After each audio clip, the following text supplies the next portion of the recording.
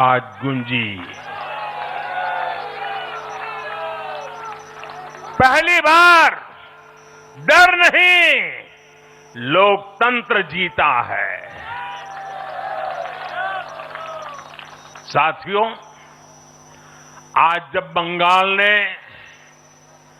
परिवर्तन के नए दौर में प्रवेश किया है, तो मैं बंगाल के हर राजनीतिक दल से एक आग्रह भी करना चाहता हूं। बंगाल में बीते दशकों में राजनीतिक हिंसा की वजह से न जाने कितनी जिंदगियां बर्बाद हो चुकी है।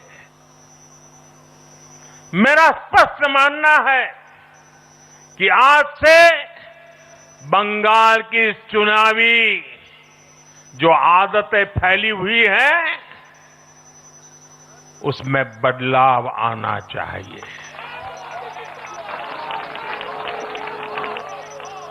आज जब भाजपा जीती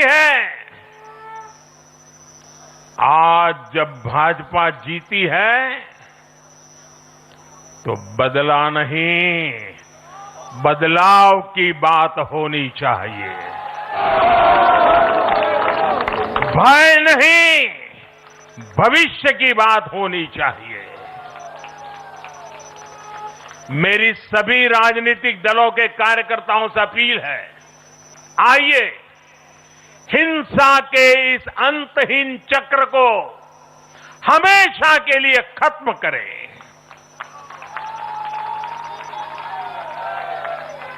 किसने किसे वोट दिया, किसे नहीं दिया, उससे ऊपर उठकर बंगाल की सेवा के लिए काम करें। साथियों, इन राज्यों में चुनाव और उसके नतीजों की राजनीतिक एक्सपर्ट्स अपने अपने तरीके से समीक्षा कर रहे हैं, लेकिन इन नतीजों की एक और बहुत अहम बात है, इनकी टाइमिंग।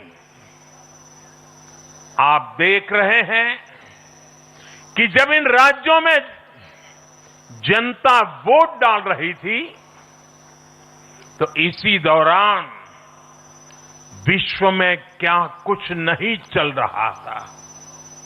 जगह जगह युद्ध के सायरन बज रहे थे, अस्थिरता और अराजकता का माहौल रहा, वैश्विक अर्थव्यवस्थाएं संकट में दिखी, और उस दौरान भारत का जन जन स्थिरता के लिए वोट दे रहा था। साथियों, आज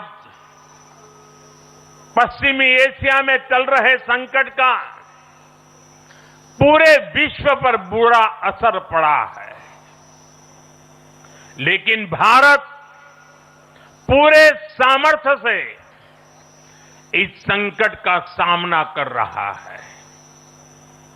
इस चुनाव परिणाम ने भी दिखाया है कि भारत इस चुनौती में भी एकजुट है, एक मत है, एक लक्ष्य से संकल्पित है, और वो लक्ष्य है विकसित भारत। विकसित भारत का लक्ष्य लेकर के हम निकले हैं। साथियों, विकसित भारत के संकल्प की सिद्धि में पूर्वोदय का बहुत बड़ा महत्व है। जब भारत समृद्ध था, आर्थिक, राजनीतिक और सांस्कृतिक सामर्थ्य के चरम पर था, तो उसके 3 मजबूत स्तंभ थे। ये स्तंभ थे अंग, अंग यानी आज का बिहार, बंग यानी आज का बंगाल, और कलिंग यानी आज का ओडिशा, कलिंग उस समय हिंद महासागर के समुद्री व्यापार का एक छत्र सम्राट था। कलिंग के बंदरगाह पूरे एशिया तक भारत के उत्पादों को पहुंचाते थे। वही अंग, सूत, रेशम और अन्य व्यापार के साथ साथ नालंदा और विक्रमशिला जैसे एजुकेशन सेंटर्स का भी हब था। और बंग वो सांस्कृतिक धरती थी जहां से भारत की आत्मा की आवाज उठती थी।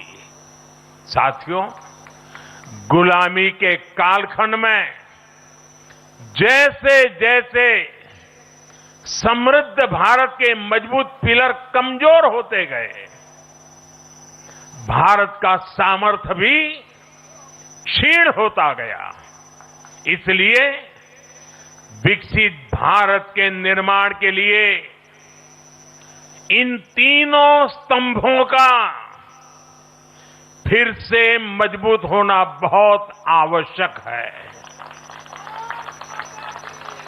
और मुझे बहुत गर्व है कि अंग, बंग और कलिंग ने इस महाअभियान के लिए बीजेपी को चुन लिया है, एनडीए पर भरोसा किया है। साथियों, विकसित भारत के निर्माण का एक और महत्वपूर्ण पिलर भारत की नारी शक्ति है। नारी शक्ति अब विकसित भारत के निर्माण में तेजी से आगे बढ़ रही है। लेकिन नारी शक्ति की इस रफ्तार को कांग्रेस और उसके सहयोगियों ने कुछ दिन पहले रोकने का काम किया है। इन नारी विरोधी दलों ने संसद में नारी शक्ति वंदन संशोधन को पास नहीं होने दिया।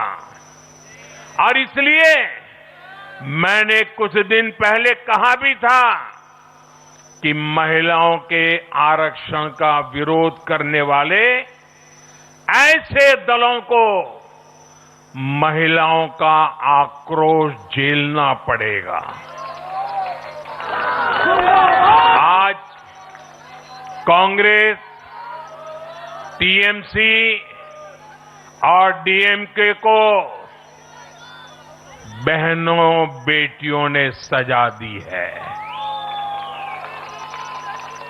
केरल में लेफ्ट के 10 सालों के कुशासन का फायदा कांग्रेस को जरूर मिला है, लेकिन मुझे विश्वास है केरल की बहनें भी अगले चुनावों में कांग्रेस को जरूर सबक सिखाएगी। साथियों, जिस समाजवादी पार्टी ने संसद में महिला आरक्षण को रोका है, उसे भी यूपी की महिलाओं का आक्रोश सहना पड़ेगा। महिला विरोधी समाजवादी पार्टी कुछ भी करके अपने पाप को कभी धुल नहीं पाएगी। साथियों, आज हम भारत की राजनीति में एक और बड़ा बदलाव देख रहे हैं। आज पूरे देश में एक भी राज्य ऐसा नहीं है जहां कम्युनिस्ट पार्टी की सरकार हो।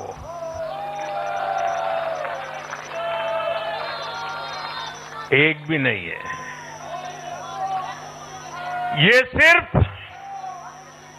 सिर्फ सियासत का बदलाव नहीं है, ये सोच का बदलाव है। ये बताता है कि विकसित होता हुआ भारत किस दिशा में आगे बढ़ना चाहता है। आज का भारत अवसर चाहता है, विकास चाहता है, विश्वास चाहता है। आज का भारत प्रगति चाहता है, स्थिरता चाहता है। और आज का भारत ऐसी राजनीति चाहता है जो देश को आगे बढ़ाए। लेकिन साथियों, दुर्भाग्य से आज की कांग्रेस बिल्कुल विपरीत दिशा में चल पड़ी है। ऐसे